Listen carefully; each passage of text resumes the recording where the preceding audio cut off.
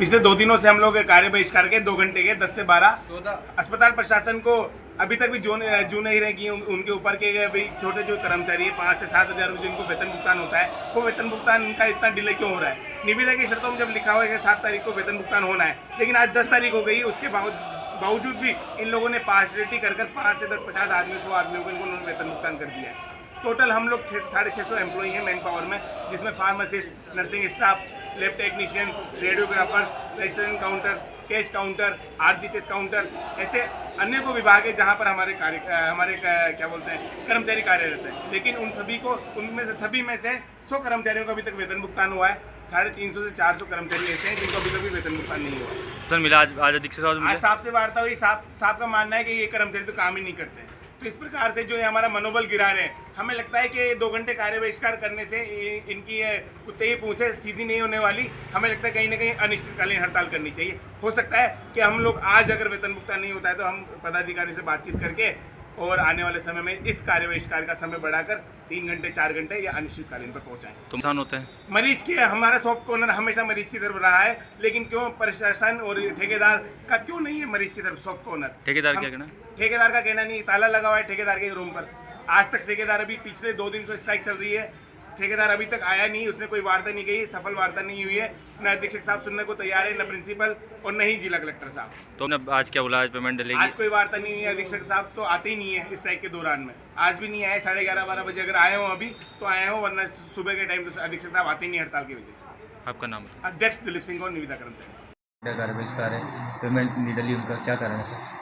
इसका मेन कारण ये है कि जो MND वाई MNG भाई का जो कुछ सैंक्शन का इश्यू था, तो उसके वजह से ऊपर से पेमेंट नहीं आ रहा था, क्योंकि यहाँ से प्रॉपर तरीके से पहले से ही नहीं बन के जा रहा था। तो हमने पहले भी बजट की डिमांड करी थी, अभी दोबारा से लेटर और लिखा है। जैसे ही बजट आएगा वो इनको हम दे देंगे। रही बात इनको स्ट्राइक की, इनके ऑलमोस्ट सबके ही सैलरी डल गई है और कुछ 100 लगभग 100 के आसपास वो बता रहे हैं जैसा, उनकी आज डल जाएगी।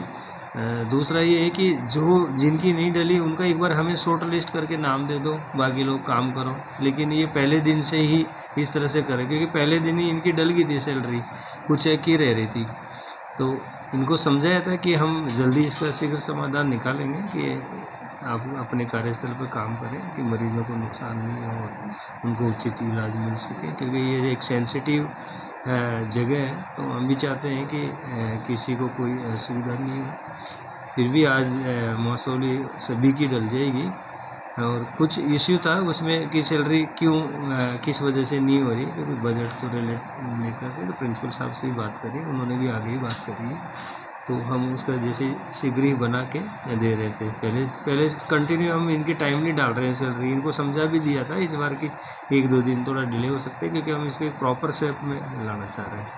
तो यही एक कारण था, बाकी ऐसा कुछ नहीं, स्मूथली चल रहा है। दूसरा रही बात आप करें नारेबाजी का, कल भी उनको समझाया था कि अस्पताल एक शांत जगह है, यहाँ पे किसी प्रकार का ध्वनि प्रदूषण वगैरह नहीं करें। तो आज उन्होंने इधर अंदर तो नहीं करा अस्पताल के, बाकी सुनने में आया कि उधर बाहर नारेबाजी कर रहे थे। उनको समझाएंगे, अभी काम कर रहे हैं अभी फिलहाल। कार्ड डल जाएगा सभी? हाँ, मौसौली मैंने सुबह ही बात की है कंपनी वालों से, और उनके जो संबंधित यहाँ जो केयर टेकर, यहाँ जो ठेकेदार है, उसने भी कहा था कि हम आज डलवाने की कोशिश करें।